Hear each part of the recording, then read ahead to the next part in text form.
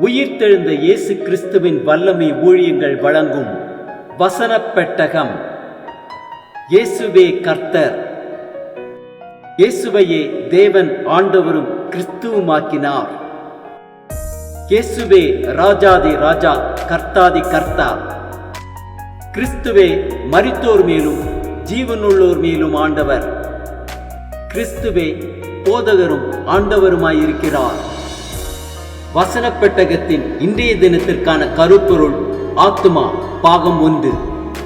மானானது நீரோடைகளை வாஞ்சித்து கதறுவது போல தேவனே, என் ஆத்துமா உம்மை வாஞ்சித்து கதறுகிறது. ஆத்துமாவை குறித்ததான வேத வசனங்களை பார்க்கலாம். உபாகமம் 4:29 வாசிக்கிறோம், உன் முழு இருதயத்தோடும் உன் முழு ஆத்துமாவோடும் அவரை தேடும் போது அவரை கண்டடைவாய். மத்தேயு 16:26 வாசிக்கிறோம், மனுஷன் உலகம் முழுவதையும் ஆதாயப்படுத்திக் கொண்டாலும் தன் ஜீவனை நஷ்டப்படுத்தினால் அவனுக்கு லாபம் என்ன? மனுஷன் தன் ஜீவனுக்கு ஈடாக என்னத்தை கொடுப்பான்? சங்கீதம் 62:1 வாசிக்கிறோம், தேவனையே நோக்கி என் ஆத்துமா அமர்ந்திருக்கிறது, அவராலே என் ரட்சிப்பு வரும். சங்கீதம் 42:11 வாசிக்கிறோம், என் ஆத்துமாவே நீ ஏன் கலங்குகிறாய்? ஏன் எனக்குள் தேங்குகிறாய்? தேவனை நோக்கி காத்திரு, என் முகத்திற்கு ரட்சிப்பும் என் தேவனுமாய் இருக்கிறவரை நான் இன்னும் துதிப்பேன். எரேமியா 6:14 வாசிக்கிறோம், வழிகளிலே நின்று பூர்வ பாதைகள் எவை என்று கேட்டு விசாரித்து நல்ல வழி எங்கே என்று பார்த்து அதிலே நடவுங்கள், அப்பொழுது உங்கள் ஆத்துமாவுக்கு இளைப்பாறுதல் கிடைக்கும் என்று கர்த்தர் சொல்லுகிறார். மத்தேயு 22:37 வாசிக்கிறோம், இயேசு அவரை நோக்கி, உன் தேவனாகிய கர்த்தரிடத்தில் உன் முழு இருதயத்தோடும் உன் முழு ஆத்துமாவோடும் உன் முழு மனதோடும் அன்பு கூறுவாயாக.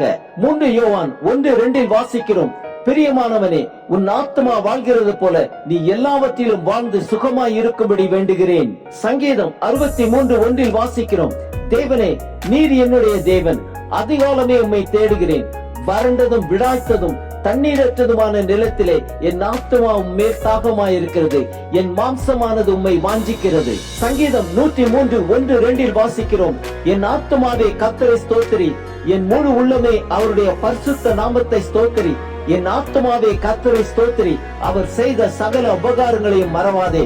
மத்தேயு 10:28 வாசிக்கிறோம், ஆத்துமாவை கொல்ல வல்லவர்களாய் இராமல் சரீரத்தை மாத்திரம் கொல்லுகிறவர்களுக்கு நீங்கள் பயப்பட வேண்டாம், ஆத்துமாவையும் சரீரத்தையும் நரகத்திலே அழிக்க வல்லவருக்கே பயப்படுங்கள். நீதிமொழிகள் 16:24 வாசிக்கிறோம், இனிய சொற்கள் தேன்கூடு போல் ஆத்துமாவுக்கு மதுரமும் எலும்புகளுக்கு ஔஷதமுமாம். சங்கீதம் 120:2 வாசிக்கிறோம், கர்த்தாவே, பொய் உதடுகளுக்கும் கபட நாவுக்கும் என் ஆத்துமாவை தப்புவியும். சங்கீதம் 19:7 வாசிக்கிறோம், கர்த்தருடைய வேதம் குறைவற்றதும் ஆத்துமாவை உயிர்ப்பிக்கிறதுமாயிருக்கிறது, கர்த்தருடைய சாட்சி சத்தியமும் பேதையை ஞானியாக்குகிறதுமாயிருக்கிறது. சங்கீதம் 71:23 வாசிக்கிறோம், நான் பாடும்போது என் உதடுகளும் நீ மீட்டுக் கொண்ட என் ஆத்துமாவும் கம்பீரித்து மகிழும். சங்கீதம் 16:10 வாசிக்கிறோம், என் ஆத்துமாவை பாதாளத்தில் விடீர், உம்முடைய பரிசுத்தவானை அழிவை காண விட்டீர். சங்கீதம் 23:3 வாசிக்கிறோம், அவரை ஆத்துமாவை தேற்றி தம்முடைய நாமத்தின் நிமித்தம் என்னை நீதியின் பாதைகளில் நடத்துகிறார். சங்கீதம் 24:3-4 வாசிக்கிறோம், யார் கர்த்தருடைய பர்வதத்தில் ஏறுவான்? யார் அவருடைய பரிசுத்த ஸ்தலத்தில் நிலைத்திருப்பான்? கைகளில் சுத்தமுள்ளவனும் இருதயத்தில் மாசில்லாதவனுமாயிருந்து தன் ஆத்துமாவை மாயைக்கு ஒப்புக்கொடாமலும் கபடாய் ஆணையிடாமலும் இருக்கிறவனே. ஆம், கர்த்தருடைய வேதம் குறைவற்றதும் ஆத்துமாவை உயிர்ப்பிக்கிறதுமாயிருக்கிறது.